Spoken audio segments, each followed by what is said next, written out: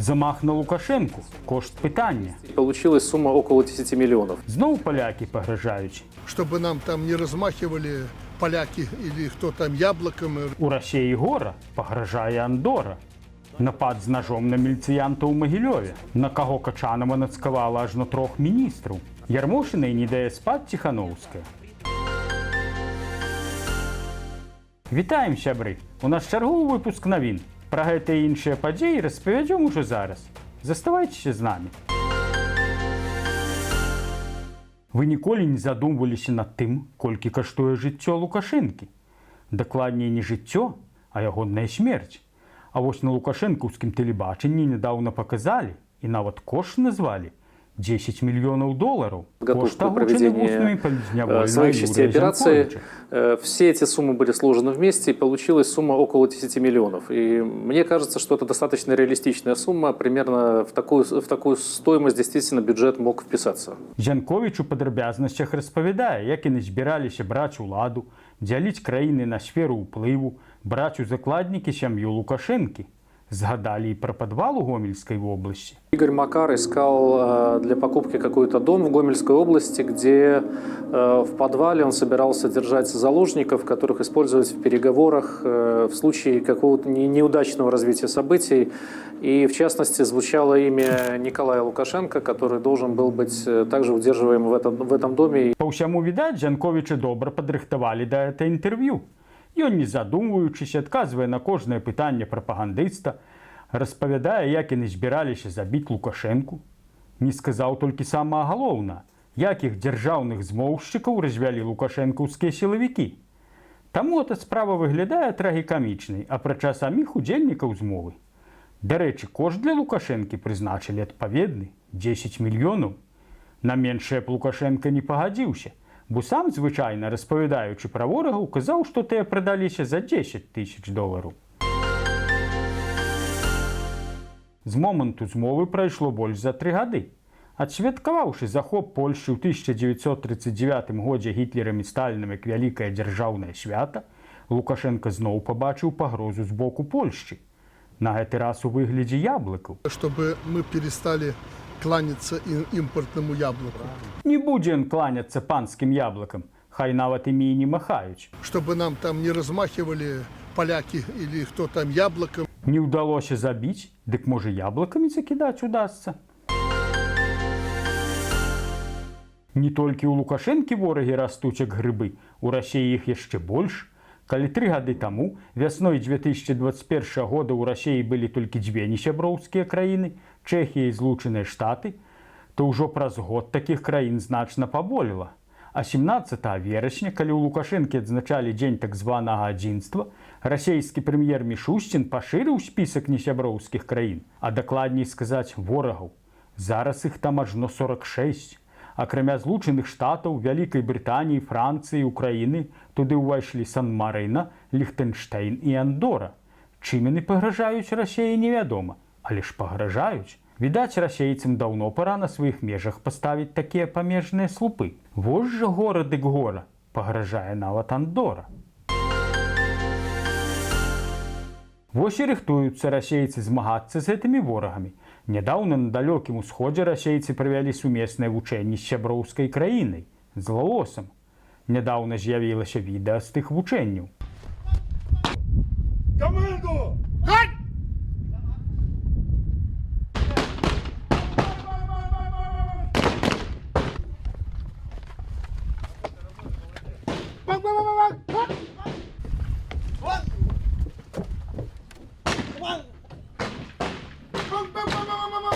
А што ты вайскоўцы там крычаць бу-бу-бу? Ворагаў пужаюць? Не, гэта яны так патроны эканомяць. Дзе ж іх набрацца? Вунь украінцы яшчэ павадзіліся арсеналы знішчаць. Але яны дрэнна крычаць. Трэба не бу-бу-бу, а ты-дыщ ці тра-та-та-та, тра-та-та-та. Тады дакладней усё ната ад страху ў штаны накладзе. Ці ад смеху? Але нічого дзіўна. Расійскія прапагандысты тое самае робяць. Вунь ужо каторы год сціраюць сваімі ракетамі Еўропу з твару зямлі. Вядома ж, з экранаў тэлевізараў, бо сапраўдныя ракеты ўзрываюцца проста на сваіх стартавых пляцоўках. А може, прапагандисти узгадали гэты зняты паўстагоддзя таму дзіцячы фільм, ды натхніліся ім? Ребята, второй веб, поможем, ложим, огонь! Огонь!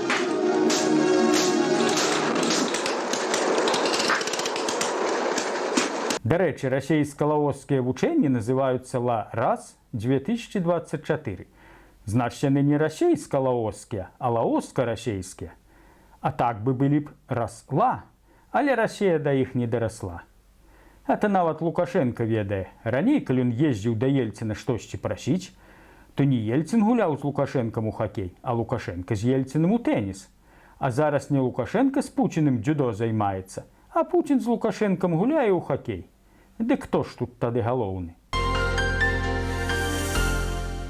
Пакуль расейцы з лаосцамі вучыліся лавіць тэрарыстаў, у Омску 2 школьнікі спалілі верталёт. Вось дзе сапраўдныя юныя мсціўцы. Шкада, што іх нельга назваць няўлоўнымі. І верталёт быў самы сапраўдны, вайсковы, Мі-8. Школьнікаў затрымалі, яны сказалі, што ім па месенджеру загадаў это зрабіць невядомы, за што паабяцаў $20 000. Праўда, грошы яны так і не атрымалі. Расійскія тэлеграм-каналы пішуць, што ў ноч на 21 верасня школьнікі кінулі ў верталёт коктейль Молотова. Але верталёт быў ужо спісаны. Заказчыкамі ж, вядома, былі ўкраінскія куратары. Дарэчы, нядаўна мы ўжо распавядалі пра падобны выпадак у горадзе Ноябрьску Цюменскай вобласці. Вось у кого трэба вучыцца змоўшчыкам, а то за 10 мільёнаў не могуць справіцца. Тым часам у Магілёве здарылася самае сапраўднае надзвычайнае здарэнне. Там мужчына напаў на міліцыянтаў і параніў іх ножом. Нават сам міністр унутраных спраў асабіста прыляцеў на разборкі. Сегодня около 11 утра в Могилеве на проспекте Пушкинском оперативники 11-го управления по Могилевской области ГУБОПИК МВД опознали местного жителя, причастного к экстремистской деятельности. Они подошли к мужчине для беседы, представились и предъявили служебное удостоверение. Однако могилевчанин отреагировал агрессивно, внезапно достал нож и начал наносить удары милиционерам. Вось у апошніх словах вялікага міліцэйскага начальніка даводзіцца сумнявацца. Атрымоўваецца, што ішлі 2 аператыўнікі па вуліцы, заўважылі падазронага мужика і ім прыспічыла проста пасярод вуліцы правесці з ім прафілактычную гутарку. Мужчыну затрымалі, у яго правялі в обшук, дзе знайшлі цэлы арсенал. В ходе обыска по месту жительства мужчины обнаружены патроны, холодное оружие, пособие по изготовлению взрывчатых веществ, экстремистская литература, книги по психологии. Як яны яшчэ там танк не знайшлі або ракетную установку? Очки с выпадающими глазами. Никогда раньше их не видел.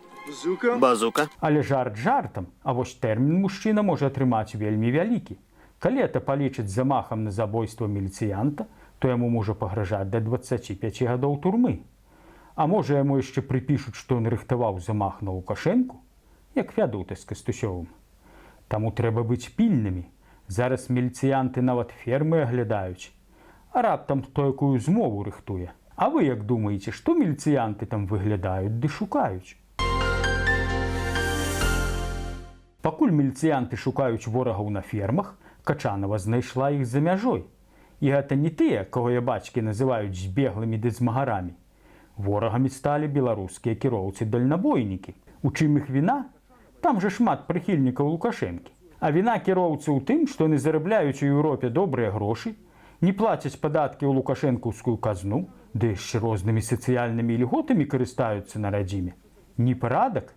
І Качанова нацкавала на іх ажно 3 міністраў – працы, юстыцыі і нават міліцэйскага міністра Кубракова. Тыя ж вядома, што разбяруцца. Калі Качановай не даюць спакойна спаць кіроўцы, то Ярмошынай перашкаджае спаць Святлана Ціханаўская. Нядаўна яна згадала пра яе на сустрэчы са студэнтамі. Прычым, як Пуцін у адносінах да Навальна, нават імя не згадала. Тут приводили пример кандидатши в президенты 2020 года. Слушайте, я видела людей, которые рыдали, слезы роняли по поводу домохозяйки, примитивной женщины, которая,